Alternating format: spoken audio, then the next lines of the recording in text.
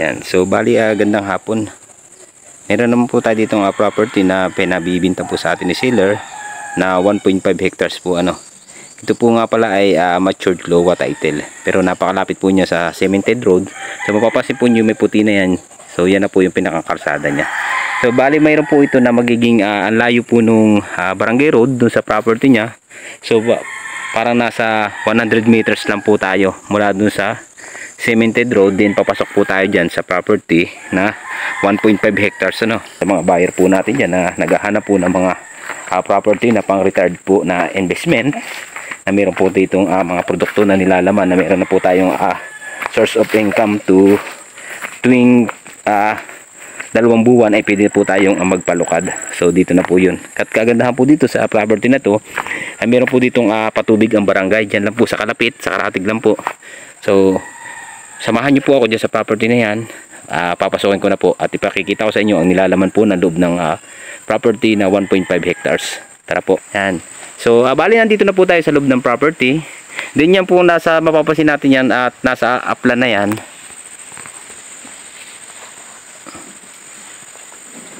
Yan. Mapapansin po natin yan nasa upland na yan. So yan po ay 1 hektarya mahigit. Doon naman po yan sa kapatid. So ito na po yung property na 1.5 hectares ano po. So kagandahan po nito, napakarami po niyang hardwood na mga mahogany. Kung inyo mapapansin po, ito po yung mga mahogany niya. Then yung pong pinakang property niya ay punong-puno po ito talaga ng produkto na niyog. Sa ngayon doon napakarami po nitong fruit bearing saging. Yan po mapapansin po niyo yung mga sagingan na yan. Then overlooking. Yan po yung overlooking part na nakikita natin sa screen ng video. So yung pa nga po pala mga hindi pa nakasubscribe sa ating YouTube channel, paki-like and share na rin po at pakipindot na rin po yung ating notification bell para lagi po tayong updated sa mga video po natin na ina-upload na property. So ito po yung property na ito ay talaga napakaganda po nito sa mga investment po, sa mga naghahanap po ng mga property na ganito po ang hanap. Ito po ang status nito ay so medyo flat po yung area niya. Then dikit na dikit po tayo sa barangay road. Then dyan po sa taas, kung i-abil po natin itong 1.5 pwede rin po natin i-abil yung 1 hectares po na nasa taas na punong-puno po ng nyug. So bali mamaya po iikot ako doon, pakikita ko po sa inyo yung pinakang reality naman po nung 1 hektarya doon sa kapatid po na kasamahan na nitong lupa na ito na pinagbibili. So bali ito po ay 2 title ano. Magkapatid po ang seller nitong property na to. Kanya-kanya na po sila ng title. So ito po parehas ay matured Lowa. So wala naman po tayong problema dahil ito po ay magbabayad na sa amilyar at sa buwis. Meron na rin po silang hinahawakan na tax declaration at yung pong resibo na galing sa land bank na wala po silang utang na sa bangko. So ito po ay inaward na sa kanila. Yan, makikita po natin yung mga bakod po ng mga mahogany na yan. Then punong-puno po ito ng produkto na saging at nyog. Then punong-puno po ng mga hardwood na mahogany. Yan, so nandito na po tayo sa may pinakasinasabi ko sa inyong may para pong sapa, yung source po ng tubig niya. Then dito po may makikita pa tayo dito malaking puno ng hardwood. So pasisilip ko po sa iyo, nadadalhan po dito na parang mini pools po niya. So hindi ko lang po siya bababain na po. So dito na po tayo sa pinakang taas na to. Then dito po yung parang may mini pools po niyang sinasakupan. Ayan po, malalim po yung part na yan. Then parang may pools po siya dyan na area na mataas po ang may tubig po yan. Yan po yung bukal na sapa. Yan po hanggang doon, sapa po yan. Then sako pa po yan kabilang area na yan. Then dyan po yung sinasabi ko na meron po tayong source ng tubig na sapa na sinasakupan po ano. So bali hindi ko lang po mababa dahil medyo matarik po itong daan na ito. Then napakasukal na po ng area na yan. Yan. So bali try natin na babain po yung sinasabi ko sa inyo na source ng tubig dito na sapa. Tabi po. Yan. Ito na po yung bali may parang mga running water po na tubig dito sa area po ng ating property na ito. So may bukal po pala dito, tabi po sa area na to. Yan, bali papasilip ko na po sa inyo yung nasasakupan po ng property na mayroon pong source ng water. Yan po. Tabi-tabi po. Andito na po ako sa pinakababa. Diyan po ako galing sa may taas na yan. Then binaba ko po para mapakita ko lang sa inyo. Yan, yan po yung parang bukal po na may pools na tubig. Ayan po, pero flat na po yung taas na yan. Wala na po siya dyang pinakang sapa. Yan na po yung pinakang bukal po niya. Mapapansin na po niyo malinaw yung tubig niya. Then dito naman po yung parang may running waters na pulse niya sa area naman na to. Yan, tabi po. Ayan, ito na po yun, oh. Yan. Tabi po. Ayan, ito na po yun. Kasi sinasabi ko sa inyo na may running waters pulse po. Ayan. Yung mapapansin po, ay dito po ay may mga hukay po na bato na bukal sa area na property na to. Ayan po. Mayroon po siyang talagang bukal na source ng tubig po. Tabi po, ayan po. Sa ilalim po siya ng lupa nang gagaling. Ayan po yung pinakang bukal niya. Then, bundok na po itong area ng taas na to. Wala na po siya diyang tawag ito sa sapa, nakadugtong. Din ang tubig po niya talaga po nanggagaling sa ilalim po ng lupa. Ayan po, oh. Pinakikita ko po sa inyo yung pinakang source ng tubig niya. Nasa ilalim po siya ng lupa. Then ito na po yung pinakang running water po niya na tubig. Yan na po yun. So akit naman po ako doon sa may taas. Papakita ko naman po sa inyo yung mga produkto naman po doon sa area po nung flat na area ng pagkalupa niya. Nandito po tayo sa may taas naman, yung sinasabi ko kanina na flat na area. Yan. Mapapansin po nyo, napakarami po dito na fruit berry. Yan pong rambutan. Yan po. Pali, ilang puno po yung nakikita ko yan. Then, punong-puno po rin po dito ng produkto na fruit bearing saging. So, bali hiningal ako. Yung pong pag-akyat dun sa pinakita ko po sa inyo may bukal na tubig. Yung pong may mga running water dun sa baba. Yan. So hanggang doon pa po tayo sa may taas na yun. Yung pong pinakang boundaryhan ito. Yan pong marami pang nyug na yan. Sinasakupan pa po yan itong ating property na 1.5 ano. Then meron pa ako napapansin doon fruit bearing malaking puno ng star apple. Sa baba na po yun at may mga tayong pang gibelina. So bali naghilang po ito. Area na ito dyan sa may pababa na yan. Then dito naman po sa area na to, mapapansin nyo ay flat na po. Yan, hanggang dun po sa taas. So papasilip ko po dito sa iyo sa may area po dito sa may kataasan po dito yung pinakang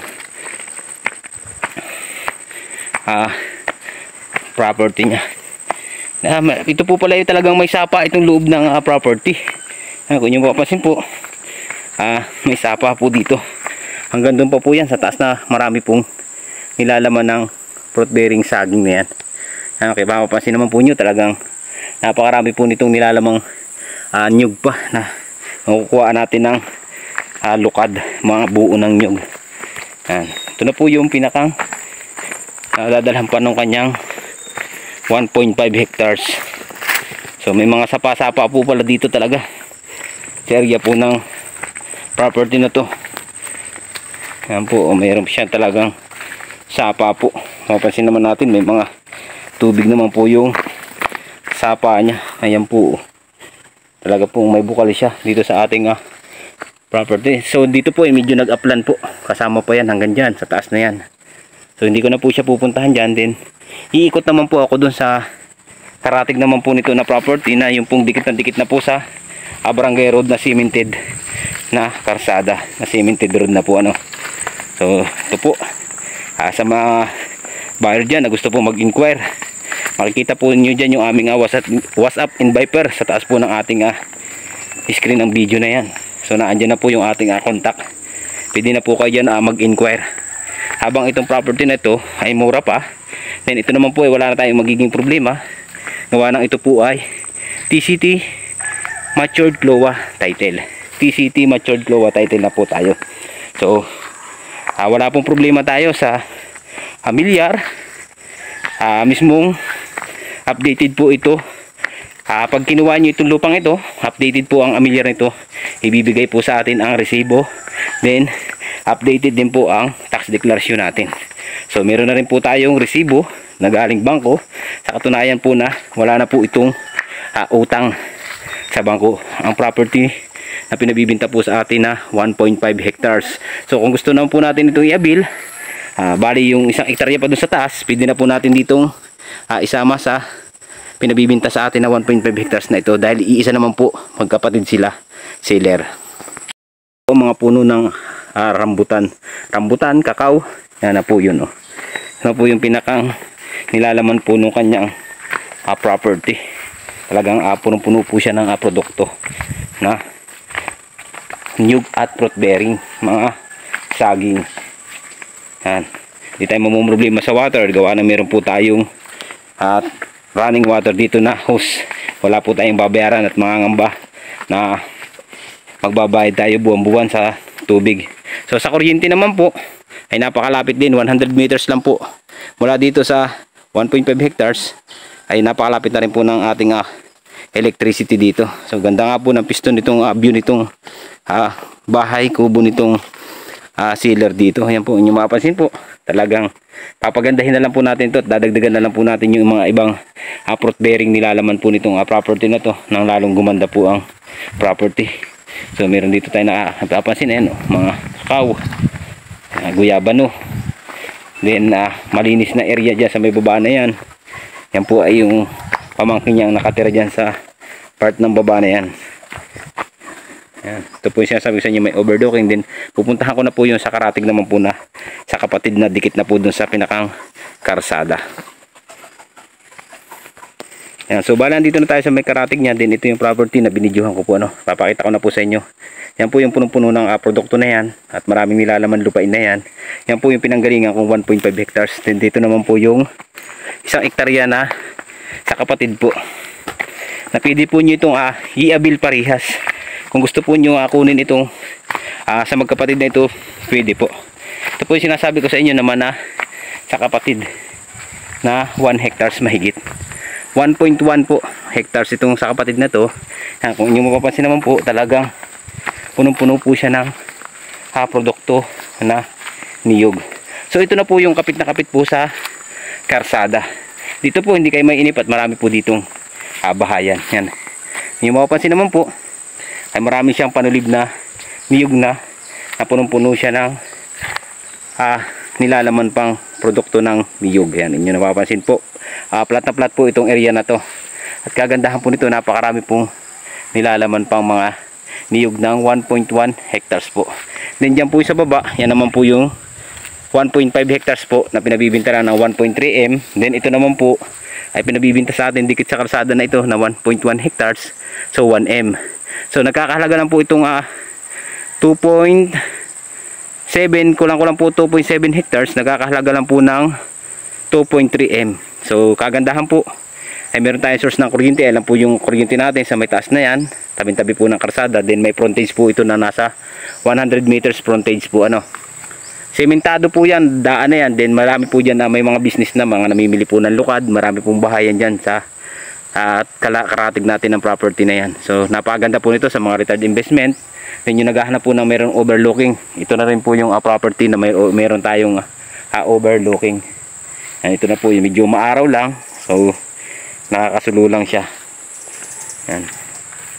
Sa mga buyer po namin dyan, pwede na po ninyo itong pagsamahin property na to na isang 1.1 hectares, then 1.5 mahigit po, 1.6, nasa 1.66 hectare po yung karatig na sa kapatid nito. So ito naman po ay TCT title matured CLOA, kaya wala po tayong magiging problema. So pupuntahan na po natin yung pinaka cemented road. Diyan na po ako dadaan. Napakaganda po talaga nitong 1.1 hectares na ito mahigit. So napakarami po talagang nilalaman. Kung i-abil po natin to, pwede na po natin isama yung sa kapatid po na 1.5 hectares. So mapapansin naman po talaga natin na talaga napaka productive nitong property na to. Then may overlooking pa tayo sakop. Ayan po yung pinakang bahayan sa baba na yan. Ayan naman po yung linya ng kuryente. Kung nyo mapapansin po, mayroon po dyan na mga linya na ng kuryente sa karsada ngayon. May bahayan na po dyan, pinakang karsada na po. Lalabas po tayo sa may karsada na. Napakaganda po nito property na to. Napakarami po na produkto pa na nilalamang mga nyug. Then ang kagandahan, dikit na dikit po tayo sa barangay road na sementado na. Hindi na po tayo mahirapan at maganda na po ang daan. Pagbaba po natin ng sasakyan, property na po natin kaagad. yung ating makikita. Labas na po ako dun sa karsadang cemented road. Ano, ito na yung cemented road na sinasabi ko sa inyo na meron po tayong frontage. Yan na po. Yan. Bali pababa po ito sa kapatid niya. Yan na po yung cemented road na sinasabi ko sa inyo kanina. Sige po, hanggang dito na lang ang video. Maraming salamat po.